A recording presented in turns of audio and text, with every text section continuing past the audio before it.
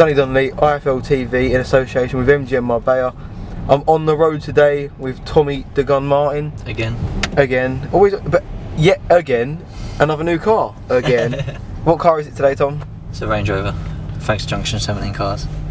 Gotta thank the sponsors. So, last time I spoke to you was after your win against Michael Devine, and you won the WBA Intercontinental title, was it? WBA Continental title. But since then, you've become part of the team, the MGM boys. Yeah, I've joined the team now. The MGM family. I absolutely loved it out there. When I went out there for the last training camp, I just fell in love with the way the managers and the owners, Daniel and Anto, look after their fighters. It's unbelievable, and I just knew that I just wanted to be a part of it, and what a pleasure it was to sign for him. So how did that deal strike up? Because obviously I know you've been with Johnny Eames for a long time. Yeah, listen, Johnny's done great for me. He's done what he said he would. He said he'd get me to 10-0, then let me off my leash, and he done that. So I can't thank him enough. But then at the same time, I don't think there's no manager out there that could have offered me what MGM have offered me. So I'm just so grateful to be in the position I am today. Are you going to go out there and get a tan? Yeah, I know, I need one. If not, I'll get the old Garnier moisturiser. That's it. You're actually a bad person. So, training today, I see you training hard. Obviously, you haven't even got a date yet, but I'm not going to say obviously no names, but there was a few people training in that gym today that weren't looking like too fit, and there was you and Larry who's fighting in a week.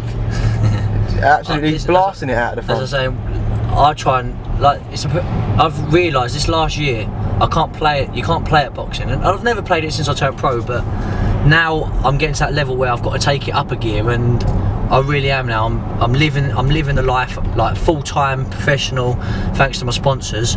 And why cut corners when you don't need to? For instance, I come here Monday morning and I leave on Friday evening, and then I'll go home and I'll see my missus and family and that. But even I'll still go home and I'll still be training, because I know that I've learned that boxing's a short career, and you got to smash it as much as you can before you know it, it's going to be over. So I'm just gonna give it my all. Train like a slave to live like a champion. That's it.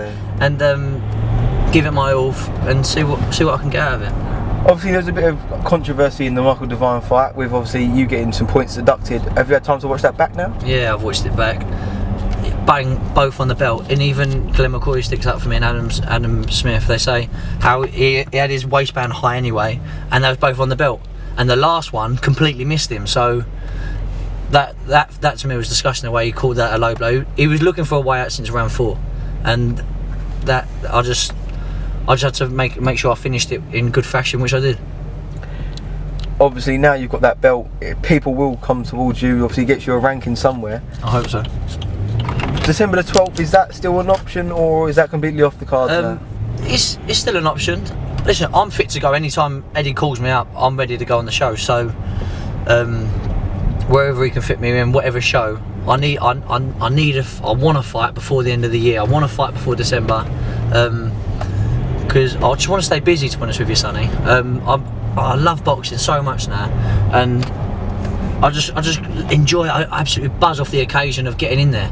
So if Eddie can get me out before December, I'll be more than grateful.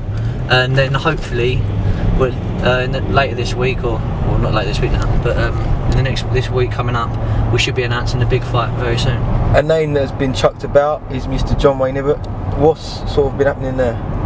Yeah, me and Wayne were good friends. We train a lot together, but it's come to that point now where we are two of the best in the divisions now. So we've got to get it on, unfortunately. But listen, we'll put our friendship to a side for 36 minutes, and then we'll make up after. But at the end of the day, it's just business, and I want his belts, and that's simply it. It's not the case of me wanting to fight Wayne. It's the case of me wanting to pick up the Commonwealth title, because at the age of 21, it'll be an absolute dream to win the Commonwealth and the WBC International. So I just hope we can get that fight on. What if you did fight John Wayne Ibbott? What sort of do you see in an opponent of him? Like, what would you do going into that fight? I'll be going in there very confident. I wouldn't be going. Listen, like I said, a lot of people have been writing me off for this fight, saying it's too soon, too early. But when you think about it, really, what have I got to lose? What is there to lose? I'm 21. You're O. I'm 21. Yep. The O. People worry about this. The O too much. I'm not even funny. I'm 21. I'll say worst comes to worst, and I lose the fight. it's one loss for the Commonwealth title at 21. I'll easily come back from that.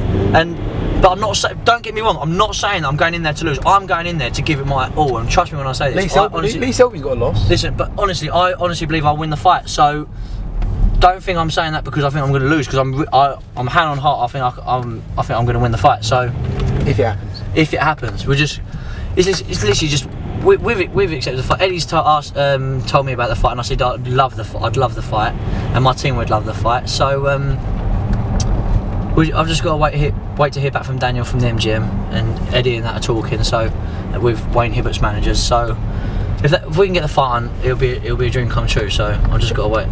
What happened with that situation? I see Lee Eaton, obviously John Wayne's right, man. He tweeted saying like it was along the lines of like he's a free man, and he like, added some free agent. What sort of happened? I think Lee Eaton's just a wind-up merchant, and he just loves talking. He loves Twitter and winding everyone up. So come on. So yeah, I'm not going to look into whatever he's saying about free agent, but I'd love him to. Hopefully, Eddie keeps Wayne on the Matchroom stable, so we can make this fight happen.